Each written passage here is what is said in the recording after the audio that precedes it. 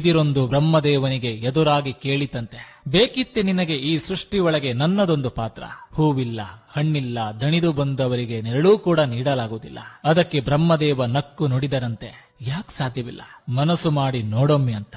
ಬಿದಿರು ಹಠ ಹಿಡಿದು ಬೆಳೆಯಿತಂತೆ. ಕೃಷ್ಣನ ಕೈಯಲ್ಲಿನ ಕೊಳಲಾಯಿತಂತೆ. ಮಕ್ಕಳ ತೂಗುವ ತೊಟ್ಟಿಲಾಯಿತಂತೆ. ಸುಮಂಗಲ್ಯರಿಗೆ ಬಾಗಿನ ಕೊಡುವ ಮೊರವಾಯಿತಂತೆ. ಬಡವನ ಗುಡಿಸಲಿಗೆ ನೆರಳಾಯಿತಂತೆ. ಬಟ್ಟೆ ಒಣಗಿಸುವ ಕೋಲಾಯಿತಂತೆ. ಬಿದಿರಿನ ಬುಟ್ಟಿಯಾಯಿತಂತೆ. ಕಡೆಗೆ ಶವ ಎತ್ತಲು ಆಧಾರವಾಯಿತಂತೆ. ಮನುಷ್ಯನಿಗೆ ಒಂದು ಗುಟ್ಟು ಹೇಳಿತಂತೆ, ನನ್ನಿಂದೇನಾಗದು ಅಂತ ಕೈ ಚೆಲ್ಲದಿರು ಮನುಜ, ಮನಸ್ಸು ಮಾಡಿ ನೋಡೊಮ್ಮೆ ಅಂತ.